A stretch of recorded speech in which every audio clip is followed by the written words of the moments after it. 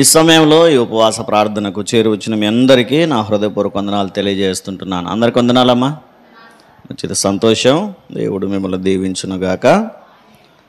ఈ సమయంలో కొన్ని నిమిషాలు దేవుని వాక్యాన్ని మనం విందాం. పోయిన శుక్రవారం ఏ వాక్యం నాకు గుర్తుందమ్మా ఎవరికైనా? ఇస్సాకు చేసిన ప్రార్థనలు ఎన్ని.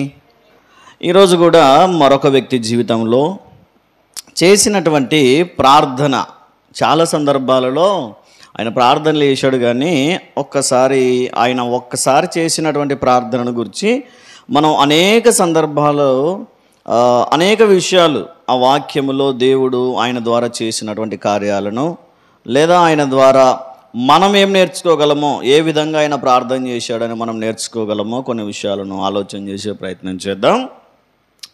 పరిశుద్ధ గ్రంథంలో నుంచి రాజుల 2వ గ్రంథము 4వ అధ్యాయము 33వ వచనాన్ని ఒకసారి చదువుదాం. వారిద్దరే లోపల నుండగా తలుపు వేసి యెహోవాకు ప్రార్థన చేసెను. చాలు.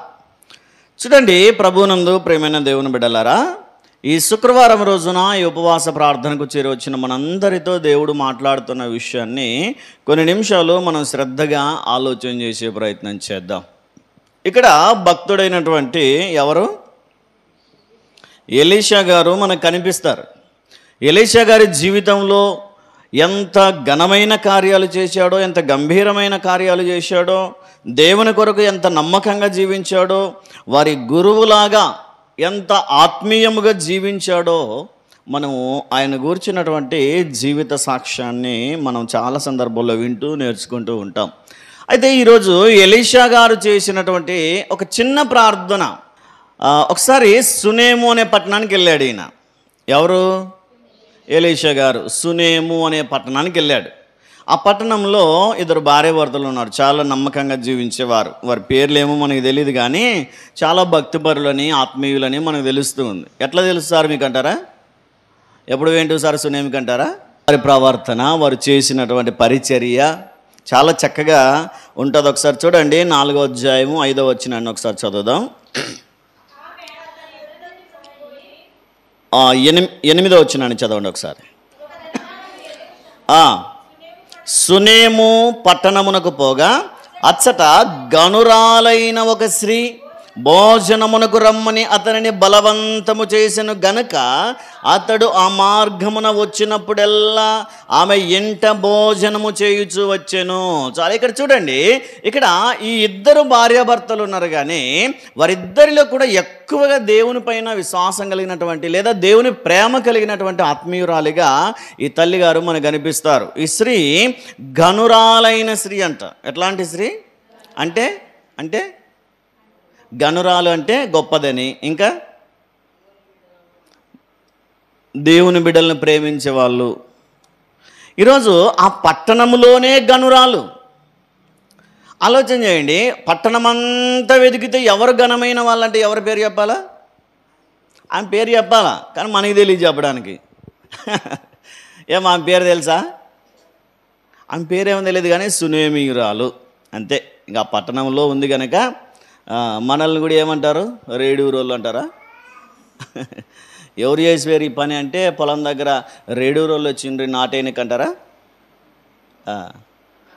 అంటారు కదా. అట్లా అంటే ఊరి పేరుతో కలిపి చెప్పినప్పుడు ఎట్లా చెప్తారో, ఒక ఊరిని ఆపాదించి అట్లా. సునేమి పట్టణంలో ఉంది కనుక సునేమియురాలు, ఆమె గనురాలు.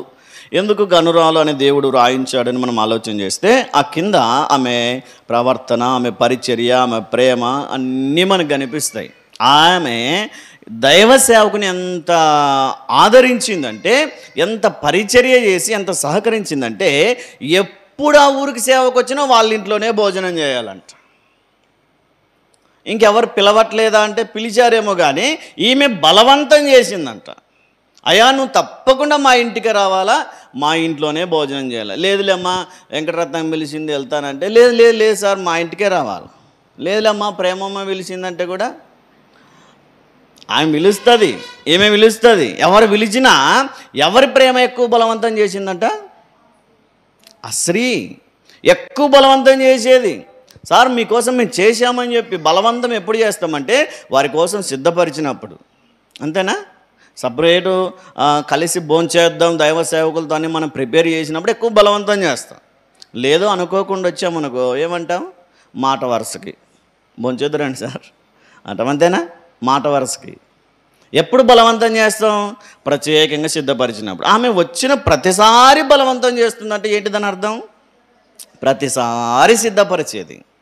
ఆయననే కాదు, ఏ దైవ సేవకుడు వచ్చినా చేసి పెట్టిండొచ్చేమో, కానీ ఎలీషా భక్తుని జీవితాన్ని గురించినటువంటి ప్రస్తావనలో ఆమె ప్రేమను గురించి, ఆమె పరిచయను గురించి పరిశుద్ధాత్మ దేవుడు మాట్లాడుతూ ఆమె బహుబలవంతం చేసిందంట.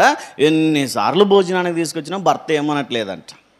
ఈరోజు ఒకసారి పిలిస్తే ఏమన్నాడు భర్త, రెండోసారి పిలిస్తే ఏం పప్పు బేలు రేట్లు లేవా నీకు, సార్కి ఏం తక్కువైంది ఒకటి పిలుస్తావు ఇంటికి భోజనానికి అంటారు. అంతేనా?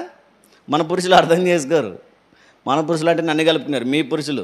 ఆమె ప్రతిసారి వచ్చిన ప్రతిసారి ప్రేమించి ఆయనకు భోజనం పెట్టి బలపరిచేది. ఆయన భర్త కూడా సహకారంగా సపోర్ట్గా ఉన్నాడు కనుక ఏం చేసిందంటే, ఈయన వచ్చిన ప్రతిసారి మన ఇంట్లోనే భోంచేస్తాడు కదా, ఇప్పటిదాకా భోజనమే పెట్టాం, ఇప్పుడు ఏం చేద్దామంటే ఆయన కొరకు ఒక గది కడదాం మిద్దె మీద అని చెప్పిందంట.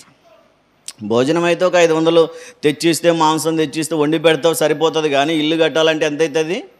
ఒక 10 లక్షలు పెట్టుకోవాలా. నేను తెలివి ఉందా నీకేమైనా? ఎప్పుడో ఒకసారి వచ్చిపోయే దైవ సేవకుని కోసం 10 లక్షలు పెట్టి ఇల్లు కట్టిస్తామా? నోరు మూసుకో అని అనవచ్చేమో, కానీ ఆయన అన్నట్టు లేదు. అక్కడ గది కట్టించారు.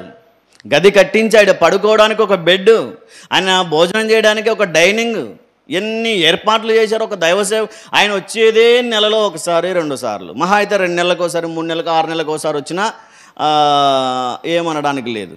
ఎప్పుడో వచ్చే వ్యక్తి కోసం ఏం చేశారు? వాళ్ళు సిద్ధపరచారు. అది వాళ్ళ ప్రేమ. మనం కూడా అపోస్తల కార్యం 18లో చూస్తాం. ఒక భార్యాభర్తలు, ఎవరాలు? చదువుకొని రాని ఇంకోసారి చెప్పండి. నాకు అంత ఓపిక లేదు, మీతో వాదలాడడానికి నాకు అంత ఓపిక లేదు. కాబట్టి ఇంకా రెఫరెన్స్తో సహా చెప్తే కూడా మీరు చెప్పలేకపోతున్నారంటే అకుల ప్రిస్కిలా చాలా వారు మాదిరికరమైన దంపతులు. వారి ప్రయాస, వారి ప్రేమ. ఎలీషా భక్తుడు కూడా వచ్చిన ప్రతిసారి ఆ ఇంటికే వస్తున్నాడంటే ఆమె ప్రేమ ఎంత స్వచ్ఛమైందో, ఎంత గౌరవించిందో దైవ సేవకుని ఆలోచన చేయండి. మీరు ఎప్పుడైనా పిలిచారు నన్ను అంత ప్రేమతో? ఒకసారి మా ఇంటికి రండి సార్ భోజనానికి అన్నారా? ఒక్క పూట భోజనం పెట్టలేరా మాకు? అంటే ఇంటికి వచ్చినప్పుడు బలవంతం చేస్తారు, అక్కడ మాత్రం ఇంకా తిని మొత్తం అయిపోగొట్టి వెళ్ళిపోవాలి సార్ అన్నట్టుగా చూస్తారు గుర్రుగా. ఈడున్నప్పుడు మాత్రం పిలవరు, ఇంటికి వచ్చినప్పుడు మాత్రం వదిలిపెట్టరు. సార్ మొత్తం తినాలి సార్, కడుపు నిండి తినండి సార్ అంటారు. కానీ ప్రత్యేకంగా ఆహ్వానం అంటే అవసరం సందర్భాన్ని బట్టి పిలుస్తారు అనుకోండి. మళ్ళీ నేను అపార్థం చేసుకోవట్లేదు మిమ్మల్ని. సరే, ఇక్కడ సునేమి పట్టణస్తురాల యొక్క ప్రేమను బట్టి ఎలీషా భక్తునికి అర్థమైంది ఏంటంటే, ఎప్పుడొచ్చినా మనకు భోజనం పెడుతుంది, చక్కగా చూసుకుంటున్నారు, ప్రేమిస్తున్నారు, పరిచర్య చేస్తున్నారు. ఏమైనా మన ద్వారా సహాయం కావాలా అడగండి ఆమెకంటే పిలిచాడు. పక్కన ఉన్నాడు ఒకడు. ఎవరు? ఎలీషా పక్కన ఎవరున్నారు? గెహాజీ గారు ఉంటే వెళ్ళాడు. అమ్మా పాస్టర్ ఎల్విస్తున్నారు రా, పిలుచుకొని వచ్చాడమ్మా. ఏం కావాలా తల్లి, ఇంత ప్రేమ చూపిస్తున్నావు, ఇంత పరిచర్య చేస్తున్నావు, నేను ఏమైనా చేయగలనా నీకు? ఎవరితోనైనా మాట్లాడమంటావా? ఎంఆర్ఓ దగ్గర ఏమైనా రికమెండేషన్ చేయమంటావా? కలెక్టర్ దగ్గర ఏమైనా చెప్పమంటావా? ఎమ్మెల్యే దగ్గర, మంత్రి దగ్గర ఎక్కడైనా ఏమైనా చెప్పమంటావా? చెప్పు తల్లి. ఏదైనా స్థలం గొడవల్లో ఉందా, పొలం గొడవల్లో ఉందా, ఏదైనా ఇరుకులు ఇబ్బందులు ఉన్నాయో చెప్పు. ఎవరి దగ్గర అయినా రికమెండేషన్ చేయమంటావా? ఒక దైవ సేవకుడిగా నా మాటకు విలువిస్తారు కనుక ఎక్కడైనా రికమెండేషన్ చెప్పి మనకు తెలిసిన వాళ్ళేనండి చేసి పెట్టండి అని చెప్పమంటావా అంటే అవేమీ వద్దు, కానీ నాకు ఒకటి కొదువు ఉంది. ఏంటది? గర్భఫలం లేదంట. ఆమెకు అనేక సంవత్సరాల నుంచి గర్భఫలం లేకపోతే ఆమె బాధపడింది. ఏం సంపాదిస్తే ఏం లాభం ఉందిలేండి, నాకు గర్భఫలం లేదు కదంటే అక్కడికక్కడే ఆయన చెప్పేశాడు, వచ్చే సంవత్సరం పాటికి నీకు పిల్లలు కలుగుతారని. మీరు నమ్మండి, వచ్చే సంవత్సరం కంతా ఆమె చేతిలో కొడుకున్నాడు. హల్లెలూయా, హల్లెలూయా. దైవ సేవకులు చెప్పినప్పుడు ఒకసారి కొన్నిసార్లు మనకు నమ్మబుద్ధి కాదు. ఇన్ని సంవత్సరాలు కానీ ఇప్పుడు అవుతుందా? ఎందుకు దేవుడు అంత త్వరగా కనికరించాడో తెలియదు, కానీ చెప్పిన రోజు నుంచే సంవత్సరమే ఎగ్జాక్ట్గా వారి ఒడిలో ఒక కుమారుని పెట్టాడు దేవుడు. అంటే వారి ప్రేమ, దేవుడు చూశాడు, వారి పరిచర్యను దేవుడు గమనించాడు. కాబట్టి మనం కూడా దైవ సేవకులకు దగ్గర చేసిన పరిచర్య కానివ్వండి, చూపిన ప్రేమ కానివ్వండి, ఇచ్చినటువంటి కానుకలు కానివ్వండి, ఏది వృధాగా పోదు. ఎప్పుడు నీకు అది అవసరమో. ఆమె చాలా రోజుల నుంచి పరిచర్య చేసింది. ఈ ఒక్కరోజు పని చేసినందుకే కాదు ఆమెకు గర్భఫలం ఇచ్చింది దేవుడు. ఎన్నో రోజుల నుంచి, ఎన్నో నెలల నుంచి చేస్తూ వస్తూ ఉండవచ్చు. బహుశా ఎలీషా గారు ఇది నా సొంత ఇల్లు అన్నంతగా స్వేచ్ఛగా జీవించగలిగాడు ఆ ఇంట్లో. అందుకే అంతగా ప్రేమించారు గనక ఎప్పుడో చేసినటువంటి పరిచర్యకు గాను ప్రతిఫలముగా దేవుడు ఒక కుమారుని అనుగ్రహించాడంట. ఆ లోపు ఏమైపోయిందంటే ఒకరోజు పెద్దవాడు అయిపోయిన తర్వాత ఒక 10-15 సంవత్సరాలు వచ్చిన తర్వాత వాళ్ళ నాన్నతో పాటు చేనుకి వెళ్ళాడు. పొలానికి వెళ్తే అక్కడ కోత కోస్తూ ఉన్నారు. కోత కోస్తుంటే ఎర్రని ఎండ పెట్టిందేమో, వడదెబ్బ కొట్టింది. నాన్న నా తల తిరుగుతుంది, నా తలనొస్తుంది అని గట్టిగా కేకలేస్తున్నాడంట. కేకలేస్తుంటే వాళ్ళ నాన్నకు భయం వేసి, రే నా దగ్గర అంత భక్తి లేదు, మీ అమ్మ దగ్గరికి వెళ్ళిపో, ఆమెను ప్రార్థన చేస్తుందని చెప్పి ఆ పక్కనున్న దాసులకు చెప్పి పంపించారు. రే వాడిని తీసుకొని ఎవరి దగ్గరికి వెళ్ళండి, వాళ్ళ అమ్మ దగ్గరికి తీసుకెళ్ళండి. వాళ్ళ అమ్మ దగ్గరికి వెళ్తే ఆమె ప్రార్థన చేస్తుంది, ఆమె విశ్వాసం కలిగినది. లేదా ఒక దైవ సేవకుడు ఉన్నాడు కదా మా ఇంటికి వచ్చాను, ఆయనకైనా ఫోన్ చేసి ప్రార్థన చేయించుకుంటుంది, లేదా ఆయన్నైనా పిలిపించి ప్రార్థన చేపిస్తుంది అని చెప్పి ఇంటి దగ్గర తీసుకుని వచ్చారు కొడుకును తీసుకొచ్చిన తర్వాత ఆమె ఒడిలో పెట్టుకునేది. ఏమైంది నాన్న అని చెప్పి తల నొక్కుతూ ఉంది, పలకరిస్తూ ఉంది, తడిగుడ్డ పెట్టింది, అన్నీ చేసింది. కానీ ఏమైందో తెలీదు. ఆ కుమారుడు బలహీనపడి మధ్యాహ్నంలో చనిపోయాడు. ఈ చనిపోతే ఆమె హుటాహుటిన అంబులెన్స్కి ఫోన్ చేసి హాస్పిటల్కి వెళ్ళొచ్చు, లేదా దగ్గరలో ఉన్న డాక్టర్ల దగ్గరికి వెళ్ళొచ్చు, లేదా ఏది మంచి హాస్పిటల్ ఉందో అక్కడికి వెళ్ళొచ్చు. ఎందుకంటే ఆమె గనురాలు గనక బహుశా పట్టణం అంతా తెలిసే ఉంటుంది. గనురాలు అంటేనే ఆ పట్టణం అంతా మంచి పేరు కలిగిందని. ఇప్పుడు ఆమె ఎక్కడికి వెళ్ళినా త్వరగా పట్టించుకుంటారు. గవర్నమెంట్ హాస్పిటల్ అయినా, మల్టీ స్పెషాలిటీ హాస్పిటల్ అయినా, కార్పొరేట్ హాస్పిటల్స్ అయినా, ఎక్కడికి వెళ్ళినా ఆమె గనురాలు కనుక, ఆమె ప్రత్యేకమైంది కనుక బహుశా ఎక్కడికి వెళ్ళినా త్వరగా పట్టించుకునేవారు. కానీ ఆమె ఎక్కడికి వెళ్ళకుండా ఏం చేసిందంటే ఒక గాడిదకి గంత కట్టి దైవజనం దగ్గరికి వెళ్దామని చెప్పి అనుకునింది. ఈలోపు ఈ చనిపోయిన కుమారుని ఏం చేసిందంటే వారి మిద్దె మీద ఎవరి ఇల్లు ఉంది, దైవ సేవకుని గృహం ఉంది కదా, ఆ గదిలో పడుకోబెట్టి ఈమె వెళ్ళి వారి దగ్గర ప్రాధేయపడుతూ ఉంది. ఆయన వచ్చి ఇప్పుడు ఆ గదిలో పడుకొని ఉన్న ఆ కుమారుణ్ణి, చనిపోయిన ఆ చిన్న కుమారుణ్ణి 15, 20 సంవత్సరాలు అనుకోండి, యవనస్తుడు చనిపోయాడు. ఆ చనిపోయిన కుమారుని దగ్గరకు వచ్చి తలుపులేసి ఇప్పుడు ప్రార్థన చేస్తున్నాడు. ఇప్పుడు అర్థమైందా దేనికోసం చేస్తున్నాడో?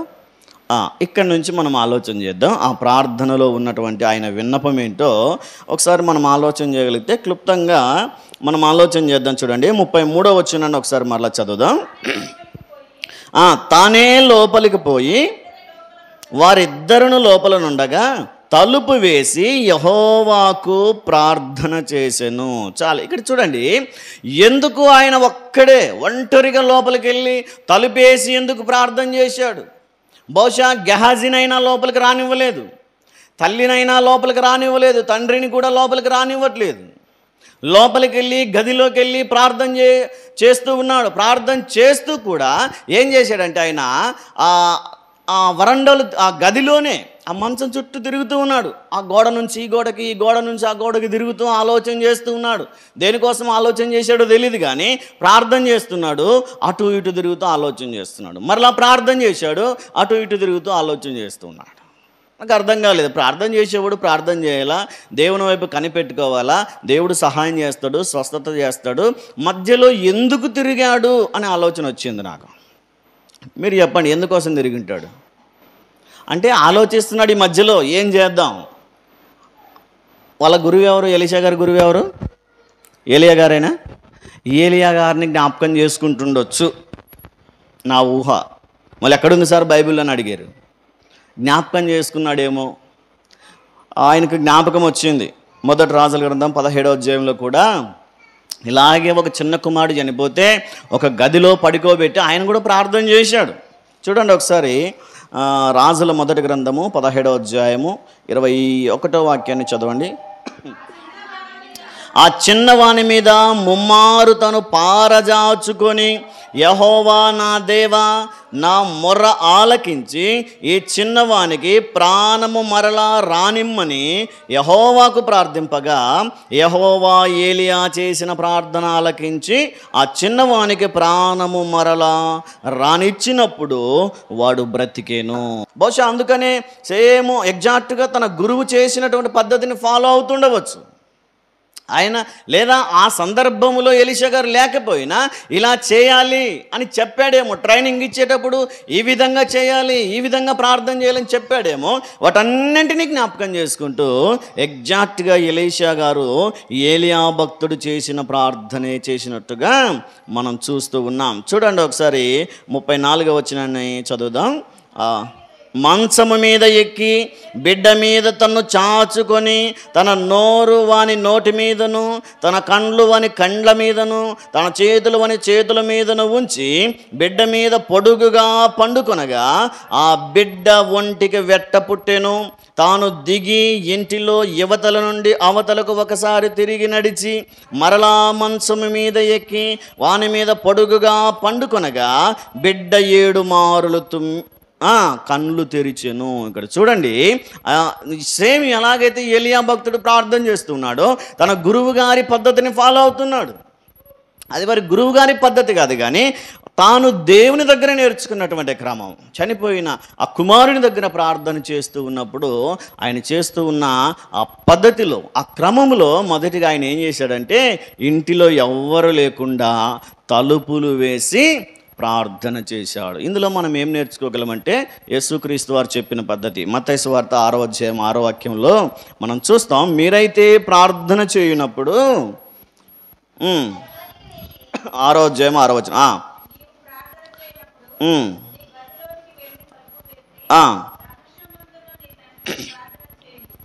చాలా. ఇక్కడ చూడండి, యేసుక్రీస్తు వారు చెప్పిన పద్ధతి, లేదా దేవుడు చేయాలనుకుంటున్న పద్ధతి, దేవుడు మన నుంచి ఆశిస్తున్న పద్ధతి ఏంటంటే, నీవు ప్రార్థన చేయునప్పుడు గదిలోనికి వెళ్ళి తలుపులు వేసుకుని ప్రార్థన చేయమన్నాడు.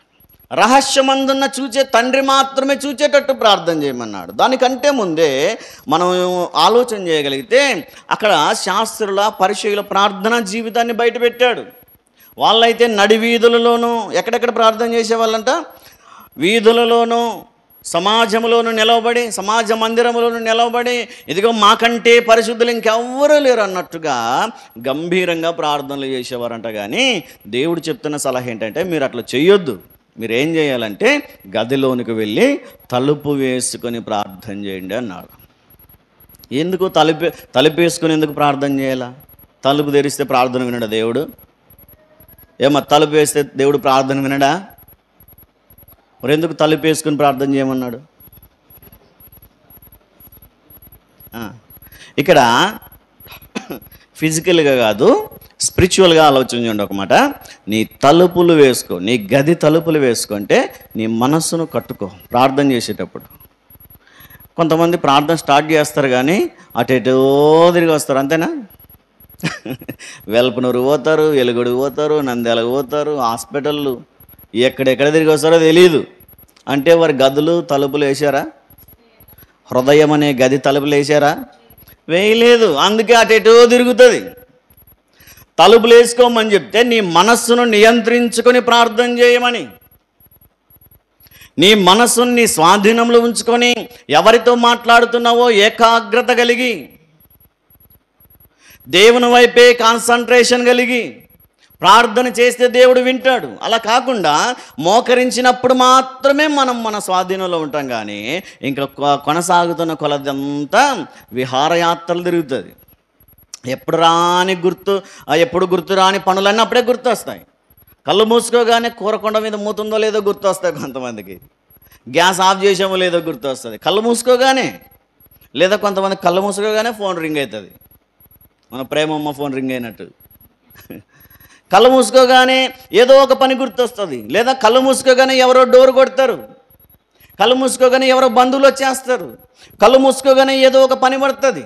కారణం ఏంటంటే నువ్వు కళ్ళైతే మూసుకుంటున్నావు దేవుని దగ్గర, కానీ నీ హృదయాన్ని క్లోజ్ చేసుకో, నీ మనసును క్లోజ్ చేసుకో. నీ మనసు అడియాశలు కలిగి అటు ఇటు తిరగకుండా నీ హృదయాన్ని, నీ మనసు తలుపులు వేసుకొని ఏకాగ్రత కలిగి దేవుని దగ్గర కూర్చొని ప్రార్థన చేస్తే దేవుడు వింటాడు. మరి దానియేలు గ్రంథంలో మనం చూస్తే 6వ అధ్యాయం 10వ వచనంలో, ఇట్టి శాసనము సంతకము చేయబడినని దానియేలు విని యథావిధిగా తన ఇంటికి వెళ్ళి తన గది తలుపులు యెరూషలేము తట్టు తెరవబడి ఉండగా ఏం చేశాడంట ఆయన? 6వ అధ్యాయం 10వ వాక్యమా చదవండి.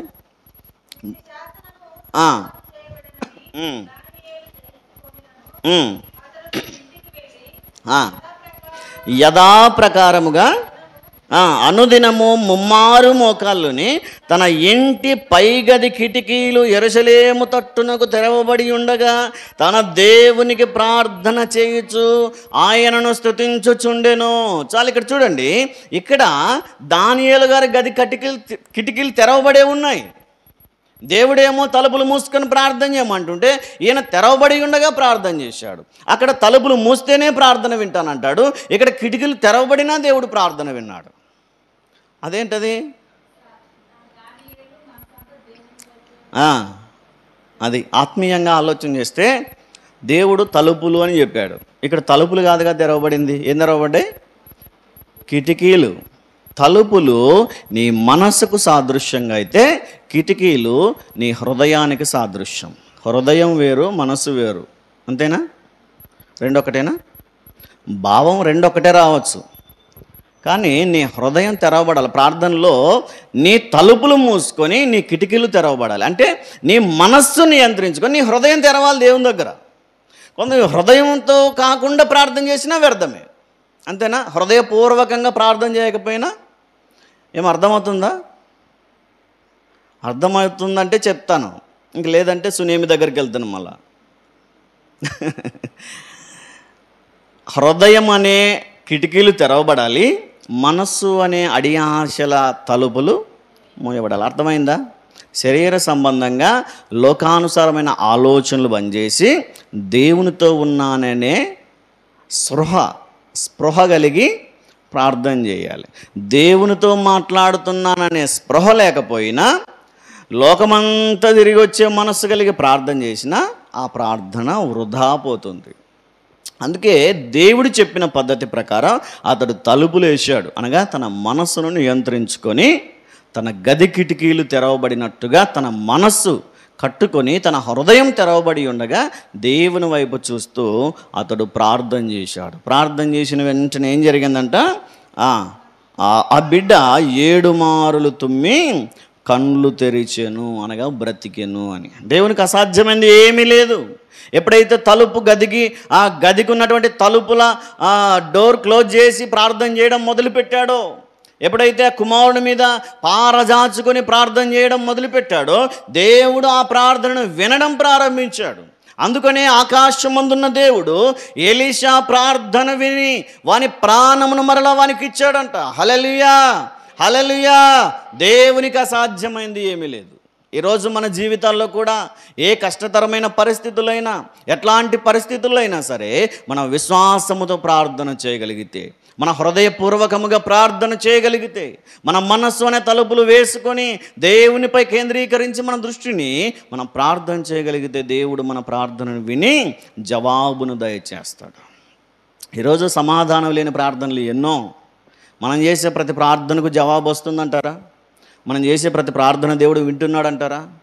ఎవరి ప్రార్థన దేవుడు ఆలకిస్తాడు అని మనం ఆలోచన చేస్తే పాపుల మనవిని ఆయన ఆలకింపడు అని దేవుని వాక్యం తెలియజేస్తుంది. అహంకారముతో గర్వముతో కూడిన హృదయం కలిగిన వారి ప్రార్థన ఆయన ఆలకింపడు. ఎజ్రా ప్రార్థన చేస్తాడు.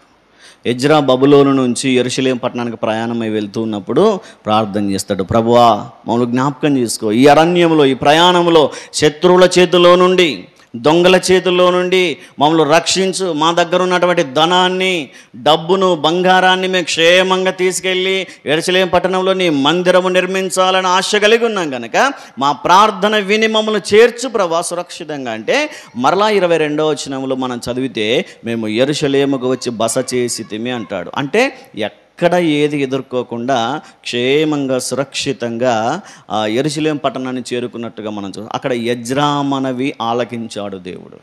అయితే ఎప్పుడైతే దేవుడు ప్రార్థన చేయడం విన్నాడో వెంటనే స్వస్థత చేశాడు. ఆ రోజే, ఆ గంటలోపే అయిపోయి ఉండొచ్చు బహుశా, ఆ గడియలోనే స్వస్థత చేశాడు దేవుడు. మన దేవునికి అసాధ్యమైనది ఏది లేదని చెప్పి దేవుని వాక్యం తెలియజేస్తుంది. ఈరోజు మనం ప్రార్థన చేయగలుగుతున్నా ఎందుకు మన జీవితంలో పనులు జరగట్లేదంటే దేవుని వాక్యం తెలియజేస్తుంది, మనం మన హృదయం అనే తలుపులు వేసుకోవట్లేదు. మన మనస్సు అనే తలుపులను వేసుకోకుండానే విచ్చలవిడిగా దేవుడు వింటున్నాలే అని మనకు నచ్చినట్టుగా మనకు వచ్చినట్టుగా ప్రార్థన చేస్తున్నాం, కానీ దేవుడు అంగీకరించే ప్రార్థన మనం చేయట్లేదంట.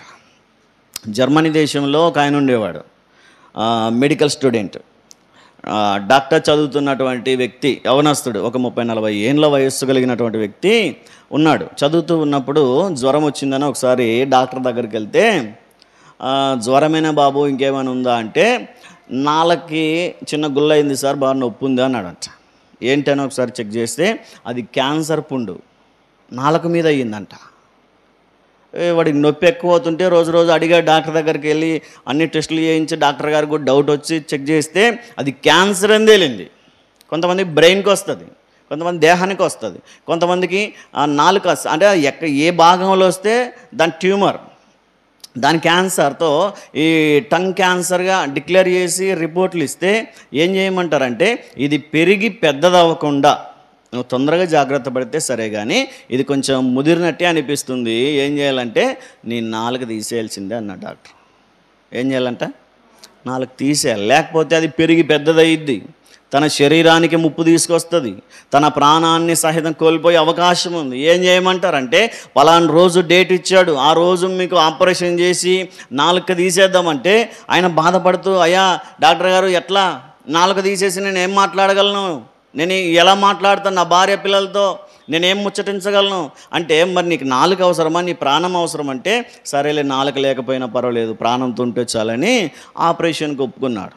పలానా రోజు ఆపరేషన్ జరగాల్సి ఉంటే పెద్ద డాక్టర్ గారికి ఫోన్ చేశాడు. ఆయన వచ్చాడు, ఆపరేషన్కి అన్నీ రెడీ చేస్తున్నారు. ఈలోపు రిపోర్ట్లు చూడడానికి అని పెద్ద డాక్టర్ గారు రిపోర్ట్లు చూస్తూ ఉన్నప్పుడు ఆ మనిషిని పరీక్షించి, ఆ రిపోర్ట్లను పరీక్షించి చూస్తూ ఆ డాక్టర్ అన్నమాట ఏంటంటే, ఏమయ్యా ఏమైనా మనిషి మారిపోయాడా, ఈ మనిషికేనా క్యాన్సర్ పుండు ఉండేది, లేదా రిపోర్ట్లు ఏమన్నా మారిపోయాయా అంటుంటే, లేదండి రిపోర్ట్లు ఈయనవే, క్యాన్సర్ ఉన్నది ఈ వ్యక్తికి అంటే, లేదు రిపోర్ట్లలో ఉంది కానీ క్యాన్సరు, ఆయన నాలుకకు ఆ క్యాన్సర్ లేదన్నాడంట. హల్లెలూయా, హల్లెలూయా. ఆ రోజు నాలుగు కట్ చేయాల్సింది. యాక్చువల్గా అయితే ఆ డాక్టర్ గారు ఒక టేప్ రికార్డు ఆన్ చేశాడు. ఇదిగో టేప్ రికార్డు, ఇది ఆఖరిగా నీ నాలుక తీసేస్తే నువ్వేం మాట్లాడలేవు, ఏం మాట్లాడతావో చివరిసారిగా నీ స్వరాన్ని, నీ గొంతును ఒకసారి రికార్డ్ చేసుకోవాలంటే చేసుకో అని చెప్పి రికార్డర్ ఆన్ చేసి పెడితే ఆయన ప్రార్థన చేశాడంట రికార్డర్లో. మరలా నా దేవునికి నేను ఎప్పుడు ప్రార్థన చేస్తాను, ఇంకా నాకు మాటలు పోతే నేను ప్రార్థన చేయలేను కదా అని చెప్పి తనకొచ్చినటువంటి ప్రార్థన చేశాడంట. ఆ ప్రార్థన రికార్డు అంటే ఇంకా ఆఖరి క్షణంలో కూడా భార్య బిడ్డలతో మాట్లాడుకోవాలని లేదు. ఆయన ఉద్దేశంలో, ఆయన మనసులో, ఆయన ఆలోచనలో ఏముందంటే దేవునితో మాట్లాడాలని ఉంది. అందుకే దేవుడు ఎంత గొప్ప కార్యం చేశాడంటే, రిపోర్ట్లు అలాగే ఉన్నాయి కానీ మనిషిలో స్వస్థత కలిగింది. ఈరోజు రిపోర్ట్లు చెప్పొచ్చేమో నీకు కష్టమే, ఇంకా ఇది అసాధ్యమని రిపోర్ట్లు చెప్పొచ్చేమో, కానీ దేవుడు కార్యం చేయగలిగితే ఏదైనా సాధ్యం చేయగలడు. అందుకనే మనం చూస్తాం, నమ్ముట నీ వలనైతే సమస్తం సాధ్యం అంటాడు. అందుకే ఆయన వచ్చి ఏమడుగుతాడు, ప్రభు నాకు ఇది ఉందని బాగు చేయమని అడగట్లేదు ఆయన, ఏమని అడుగుతాడు, నీ వల్ల అయితే ఏమని చూడు ప్రభు అంటాడు. ఒక వ్యక్తి వచ్చి అడుగుతూ ఉన్నాడు, అయ్యా ఇదిగో నా కుమారునికి దయ్యం పట్టింది, వాడు అనేక చోట్ల పడుతూ లేస్తూ ఉన్నాడు, ఇదిగో వాడిని ఏమైనా బాగు చేయగలవా, నీ శిష్యుల దగ్గరికి వెళ్ళాను కానీ వారి వల్ల కాలేదు, నీ శిష్యులు ఆయన్ని బాగు చేయలేకపోయారు, ఇదిగో నీ వల్ల ఏమన్నా అయ్యిద్దా అని అడుగుతున్నాడు. ఇప్పుడు దేవుని దగ్గరికి వస్తే ఏం అడగాలండి, ప్రభువా స్వస్థత చేయి ప్రభువా, బాగు చేయి ప్రభువా అని అడగాల్సింది పోయి దేవునికే పరీక్ష పెడుతున్నాడు. ఏమని, నీ వల్ల ఏమన్నా అయ్యిద్దా అని. నీ శిష్యుల వల్ల అంటే ఎలాగూ కాలేదు, మరి నీ వల్ల ఏమన్నా జరిగిద్దా ప్రభువా అని అడుగుతూ ఉంటే, నా వల్ల అవుతుందిరా, నీ వల్ల అవుతుందా నమ్మడం అన్నాడు. ఏమన్నాడు, నా వల్ల అవుతుంది, నీ వల్ల ఏమన్నా అవుతుందా ప్రభు అని అడిగావు కదా, నా వల్ల అవుతుంది, నా చేత అవుతుంది, నమ్మడం నీ వల్ల అవుతుందా అన్నాడు. అంటే ఇప్పుడు ఎవరిలో ఉంది ప్రాబ్లం, ఆయనలోనే ఉంది. అది గ్రహించాడు. ఓహో ఇన్ని రోజులు నా దగ్గర అంత బాగానే ఉంది కానీ యేసుక్రీస్తు వారి దగ్గర అంత శక్తి ఉందో లేదో అనుకున్నాను, ఆయన శిష్యుల దగ్గర అంత పవర్ లేదులే, అందుకే బాగు చేయలేదు, కానీ నాదేం తప్పు లేదు అనుకున్నాడు. ఆ వెంటనే వాడు ఆయన గ్రహించింది ఏంటంటే, తప్పు నాదే, నేను నమ్మలేకపోయినా ఇన్ని రోజులని, నమ్ముతున్నాను ప్రభువా, అపనమ్మకం నాకు కలగకుండా సహాయం చేయమని ప్రార్థన చేశాడు. అపనమ్మకం నా దరి చేరకుండా, అవిశ్వాసం నా దగ్గరకు రాకుండా నాకు సహాయం చేయి ప్రభువా అని అడుగుతున్నాడు. అందుకనే ఎలీషా చేసినటువంటి ప్రార్థనలో కూడా అక్కడ నమ్మకం కనిపిస్తూ ఉంది, అక్కడ విశ్వాసం కనిపిస్తూ ఉంది. ఆ చిన్న బిడ్డ మీద పడుకొని ప్రార్థన చేస్తూ ఉన్నప్పుడు బహుశా ఆ చిన్న బిడ్డ బ్రతకలేదనుకోండి, అప్పుడున్నటువంటి పద్ధతి ప్రకారం ఏం చేయాలి తెలుసా? చనిపోయిన వ్యక్తి శవంతో సమానమే కదా, శవాన్ని ముడితే 7 రోజులు క్వారంటైన్లో ఉండాలి, ఊరు వెలుపల ఉండాలి, ఊర్లోకి రావడానికి లేదు, ఇంట్లోకి రావడానికి లేదు, సేవకుడైనా ఇంకెవరైనా సరే శవాన్ని ముట్టినందుకు. ఇప్పుడు అక్కడ ప్రార్థన చేసి ముట్టుకోవడం కాదు, వాడి మీద పడుకున్నాడంట, పడుకొని ప్రార్థన చేశాడు, వానికి వెట్టగలిగేటట్టు ప్రార్థన చేశాడంట. అందుకనే ఇక్కడ గనక ప్రార్థన అయిపోయిన వెంటనే బాబు బ్రతకలేదంటే వాడు చనిపోయిన వాడు సమాధికి వెళ్తాడు, ఈయన క్వారంటైన్కైనా ఆ ఊరు బయటకైనా వెళ్ళిపోవాల్సిందేనా, దూరంగా వెళ్ళిపోవాల్సిందేనా. కానీ వీడు బ్రతకకపోతే ఏంటి నా పరిస్థితి అని ఆలోచన చేయట్లేదు ఆయన ఎలీషా గారు. ఏం నమ్మాడంటే, ఇంక నేను ఇప్పుడు పడుకొని ప్రార్థన చేస్తే ఖచ్చితముగా దేవుడు నా ప్రార్థన వింటాడు అని విశ్వాసముతో ప్రార్థన చేసినట్టుగా మనం చూస్తాం. అందుకనే దేవుని వాక్యం తెలియజేస్తుంది ఏంటంటే, విశ్వాస సహితమైన ప్రార్థన ఆ రోగిని బాగు చేస్తుంది, విశ్వాస సహితంగా. అందుకే ఎలీషా భక్తుడు చేసినటువంటి ప్రార్థనలో విశ్వాసాన్ని కూడా మనం గమనిస్తాం. రెండవదిగా ఆమె యొక్క విశ్వాసం ఏంటంటే, మనుషుల మీద ఆధారపడట్లేదు, ఆమె వైద్యుల మీద ఆధారపడట్లేదు, డాక్టర్ దగ్గరికి వెళ్దాం, మంచి స్పెషాలిటీ హాస్పిటల్కి వెళ్దాం అనుకోవట్లేదు, ఆమె కార్పొరేట్ హాస్పిటల్కి వెళ్దాం అనుకోవట్లేదు. ఆమె రావడమే మొదటి ఆప్షన్ ఎవరి దగ్గరికి వచ్చేసింది? దైవ సేవకుని దగ్గరకు వచ్చేసింది. అంటే ప్రాణాపాయ స్థితుల్లో కూడా వైద్యుల కంటే ఎవరికి ఎక్కువ విలువిచ్చింది? ఆమె దైవ సేవకునికి విలువిచ్చింది. కనుక ఆమె విశ్వాసాన్ని బట్టి, ఎలీషా భక్తుని విశ్వాసాన్ని బట్టి ఆ రోజు ఆ చిన్న కుమారుడు బ్రతికినట్టుగా మనం చూస్తూ ఉన్నాం. ఈరోజు మనం చేయగలిగే ప్రార్థనలో కూడా ఇలాంటి ప్రార్థన, ఇలాంటి విశ్వాసంతో కూడినటువంటి ప్రార్థన. అందుకే ఎలీషా చేసినటువంటి ప్రార్థనల్లో తన గది తలుపులు వేసుకొని ప్రార్థన చేశాడంటే తనను తాను నియంత్రించుకొని విశ్వాసంతో దేవుని దగ్గర ప్రార్థన చేశాడు. రెండవదిగా మన 34వ వచనాన్ని ఒకసారి చదివితే, ఆ బిడ్డ మీద పారజాచుకొని పడుకున్నట్టుగా ప్రార్థన చేస్తూ ఏం చేశాడంటే, ఆయన ఆ బిడ్డ మీద పడుకొని ప్రార్థన చేశాడు, పారజాచుకొని ప్రార్థన చేశాడంటే అంత దగ్గరగా వెళ్ళిపోయాడు ఆ సమస్యకి. అంతేనా? అంత దగ్గరగా సమీపంగా వచ్చి వేడుకున్నట్టుగా మనం చూస్తున్నాం. ఎక్కడో ఉండి ప్రార్థన చేయడం కాదు, కానీ ఆ బిడ్డ దగ్గరకు వచ్చి, ఆ కుమారుని దగ్గరకు వచ్చి, ఆ మంచం దగ్గరకు వచ్చి ప్రార్థన చేస్తూ ఉన్నాడు. ఇంక్లూడింగ్ అంత దగ్గరగా వెళ్ళిపోయాడంటే వాడి మీద పడుకొని ప్రార్థన చేసేంత సమీపంగా వచ్చాడు. అందుకే ఆ ప్రార్థనకు అంత త్వరగా జవాబు వచ్చింది. ఈరోజు మనం కూడా ఆ పాపపు స్థితిలో ఉండగా మన ప్రభువైన యేసుక్రీస్తు వారు మనకు ఎంత సమీపముగా వచ్చాడు అని ఆలోచన చేస్తే, ఆయన తనున్నటువంటి స్థానాన్ని విడిచి, తన మహిమను విడిచి, తన ప్రభావాన్ని విడిచి మనకు సమీపముగా, మనకు దగ్గరగా వచ్చినట్టున్నాడు. ఆ కుమారుడు ఎండలో తిరిగి, ఒకవేళ ఎండ దెబ్బ వడదెబ్బ తగిలి అనారోగ్య స్థితిలో చనిపోయాడు. మనం కూడా ఆ పాపమనే ఎండకు కాలిపోయిన స్థితిలో ఉన్నామని దేవుని వాక్యం తెలియజేస్తుంది. హోషేయ గ్రంథంలో మనం చూస్తే హోషేయ భక్తుడు అంటాడు, ఇదిగో మహారణ్యములో మహా ఎండకు కాలిపోయిన స్థితిలో మీరున్నారు అని చెప్పి ఆయన మాట్లాడుతూ అంటారు. చూడండి ఒకసారి, హోషేయ గ్రంథము 13వ అధ్యాయం 5వ వాక్యాన్ని మనం చదువుదాం. ఆ మహా ఎండకు కాలిన అరణ్యములో నిన్ను స్నేహించిన వాడను నేనే. మనం కూడా మహా ఎండ, అరణ్యములో పాపమనే అరణ్యం, పాపమనే ఎండ, ద్వేషమనే ఎండ, శాపమనే ఎండ, అహంకారం, అసూయ, అవహేళన అనే ఎండలో కాలిపోయాం మనం కూడా. ఆ చిన్న కుమారుడు కూడా చనిపోవడానికి బహుశా కారణం చేను దగ్గర తల తిరగడం మొదలుపెట్టిందంటే అక్కడే ఎండ దెబ్బ కొట్టేసింది. మనం కూడా పాపమనే ఎండలో కాలిపోయిన స్థితిలో ఉండగా, ఆ ఎండకు కాలిపోయిన కుమారుడు చనిపోయినప్పుడు ఎలాగైతే ఎలీషా భక్తుడు సమీపంగా వెళ్ళి ప్రార్థన చేశాడో, ఈ పాపమనే అరణ్యంలో, పాపమనే ఎండలో చనిపోయిన స్థితిలో మనం ఉండగా ఎఫెస్సి పత్రిక 2వ అధ్యాయంలో మొదటి నుంచి మనం చదివితే అపరాధముల చేతను పాపముల చేతను మనం కూడా ఏమైపోయామంట, చచ్చిన స్థితిలోనే ఉన్నాం. అలాగూ చనిపోయిన స్థితిలో కూడా ఎలీషా ఎలాగైతే సమీపంగా వెళ్ళి ప్రార్థన చేశాడో, చనిపోయిన స్థితిలో ఉన్న మనలను బ్రతికించడానికి మన ప్రభు అయిన యేసుక్రీస్తు వారు సమీపంగా వచ్చాడంట మన దగ్గరికి. హల్లెలూయా, హల్లెలూయా. సమీపంగా వచ్చాడు ఆయన కూడా. మనకు ద్వితీయోపదేశకాండంలో మనం చూస్తాం, మనం మొర్ర పెట్టినప్పుడు, మనం ప్రార్థన చేయనప్పుడు చూడండి, ఈ దేవుని కంటే ఇంకెవ్వరూ మనకంత సమీపంగా లేరు అంటాడు ఆయన. చూడండి, ద్వితీయోపదేశకాండం 4వ అధ్యాయం 7వ వచనాన్ని చదువుదాం. 4వ అధ్యాయంలోనే 7వ వాక్యం, ఏలయనగా మనము ఆయనకు మొర్రపెట్టినప్పుడల్లా మన దేవుడైన యెహోవా మనకు సమీపముగా ఉన్నట్టు మరి ఏ దేవుడును మనకంత సమీపముగా లేడు. మన దేవుడు మనకు ఎలా ఉన్నాడంట, సమీపముగా ఉన్నాడు. ఎలీషా కూడా సమీపంగా దగ్గరగా వెళ్ళి ప్రార్థన చేసినట్టుగానే ఈరోజు మనం కూడా చచ్చిన స్థితిలో ఉండగా మన దేవుడైన యెహోవా లేదా మనల్ని సృజించినటువంటి ప్రభువైన యేసుక్రీస్తు వారు మనకు దగ్గరగా వచ్చాడు, మనం బ్రతికించడానికి సమీపంగా వచ్చాడు. అందుకే ఆయన ఎలాంటి వారికి సమీపంగా ఉన్నాడని ఆలోచన చేస్తే 145వ కీర్తనల్లో ఆ వాక్యాన్ని మనం చూస్తాం. చూడండి ఒకసారి, 18వ వచనాన్ని ఒకసారి చదువుదాం.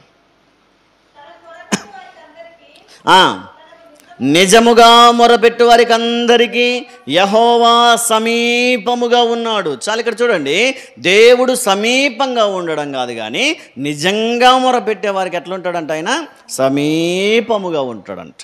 ఇంకా సమీపముగా వచ్చిన తర్వాత కూడా స్వస్థత జరగకపోవడం అన్నది అసాధ్యం. ఎలీషా భక్తుడు ఎంత దగ్గరగా వెళ్ళి ప్రార్థన చేశాడో అందుకే అంత త్వరగా సమాధానం వచ్చింది. ప్రభువైన యేసుక్రీస్తు వారు కూడా మనకు ఎంత సమీపముగా వచ్చాడంటే ఫిలిప్పీ పత్రికలో ఆయన అంటాడు, ఇదిగో దాసుని స్వరూపమును ఆయన ధరించుకున్నాడు. చూడండి ఒకసారి, ఫిలిప్పీలకు రాసిన పత్రిక 2వ అధ్యాయము 7వ వాక్యం 8వ వచనాన్ని ఒకసారి చదువుదాం.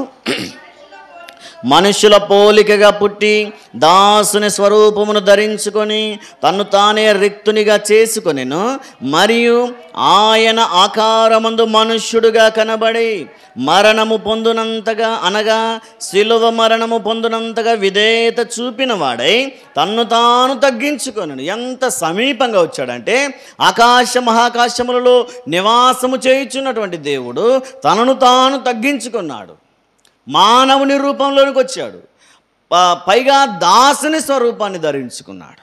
మన కొరకు ప్రాణం పెట్టేంత సమీపంగా దేవుడు మనకు వచ్చాడు. అంతవరకు ఆయన చూడడానికి కానీ, ఆయన స్వరాన్ని వినడానికి కానీ, ఆయన మహిమను చూడడానికి కూడా మానవులకి ఎవరికి శక్తి చాలేది కాదు. కనీసమైన వీపు వెనకటి మహిమను చూసినందుకే లబోదిబోమని ఏడ్చారు ఇశ్రాయేలీయులు. ఆయన స్వరం విన్నందుకే ఉరుములాంటి స్వరాన్ని మేము వినలేము, మోషే నీవే మాట్లాడు, మేము వినలేము ఆ స్వరాన్ని, అంత భయంకరంగా అంత భీకరమైన స్వరాన్ని మేము వినలేము, కనుక నీవే మాట్లాడు మాతో చెప్పు అని చెప్పి దేవుని స్వరాన్ని వినడానికి తట్టుకోలేని స్థితిలో ఇశ్రాయేలీయులు ఉన్నారు.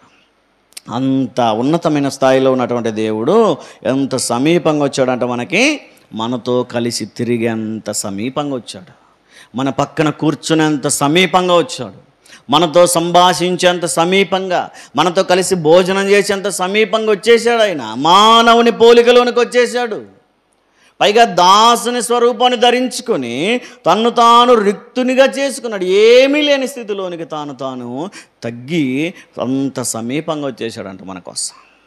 అందుకే దేవుని వాక్యం తెలియజేస్తుంది, ఆ కుమారునిలాగే మనం కూడా చనిపోయిన స్థితిలో ఉంటే ఎలీషా సమీపముగా ప్రార్థన చేసినట్టుగా మనం కూడా చనిపోయిన స్థితిలో ఉన్నప్పుడు మన ప్రభువైన యేసుక్రీస్తు వారు ఏం చేశాడంటే మన కోసం సమీపముగా దిగి వచ్చాడు. అందుకే ఆయన ప్రాణం పెట్టడం ద్వారా మనమందరమును రక్షణ పొందుకొని, రక్షణ పొందిన ద్వారా స్వస్థత పొందుకొని, స్వస్థత ద్వారా కూడా పాపక్షమాపలు పొందుకొని ఈరోజు ఆరోగ్యంగా జీవించగలుగుతున్నాం. ఈరోజు యేసుక్రీస్తు వారు మనకు అంత సమీపంగా రాకపోతే ఈ రక్షణ ఉండకపోను, ఈ రక్షణ మనకు కలగకపోను. కనుక ఈరోజు యేసుక్రీస్తు వారు మనకు అంత సమీపంగా వచ్చాడు కనుకనే అనుకుంటారు చాలామందికి, సమీపంగా వచ్చాడు కదా ఇంకా ఆయన మనం ఏం చేసినా సరిపోతుంది అనుకుంటారు. సమీపంగా వచ్చాడు కదా అని అతి చేసామనుకోండి, ఏం చేస్తే బాధ అనిపించిందా? అతి చేసామనుకోండి, ఏం చేస్తాడు ఆయన? బిజీ బిజీ బిజీ అని చెప్పేవాడంట కొడుకు. ఎప్పుడు పిలిచినా రే చర్చి పోదాం రా అంటే, లేదులేమ్మా నేను చాలా బిజీగా ఉన్నాను, మీరే బాగుండి అన్నాడంట. తండ్రి పిలిచినా, లేదులేమ్మా నాకు చాలా బిజీగా ఉన్నాను, నేను రాలేనులే చర్చికి అన్నాడంట వాడు.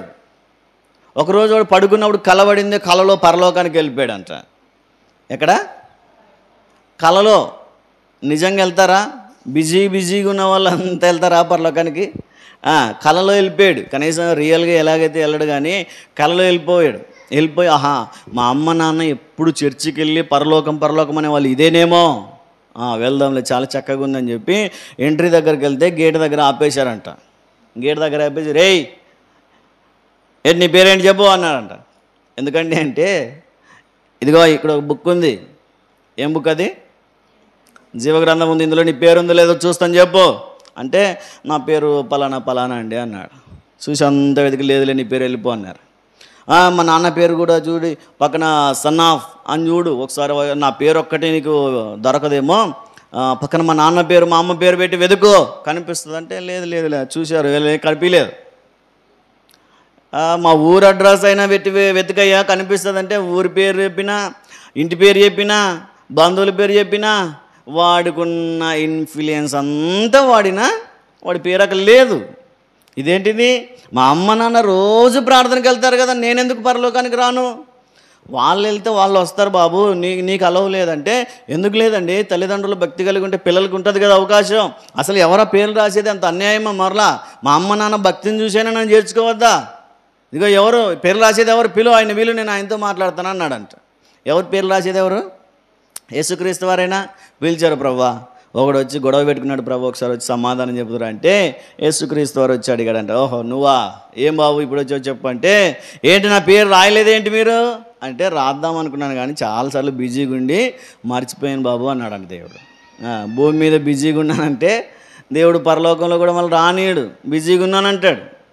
బిజీ లేనప్పుడేమో వస్తూ పోతూ ఉంటాం, బిజీగా అయిపోయిన తర్వాత 23వ అధ్యాయంలోనికి రండి ఒకసారి. ఇర్మియా గ్రంథము 23వ అధ్యాయము 23 వచనాన్ని చదవండి, మనం ముగించుకుందాం.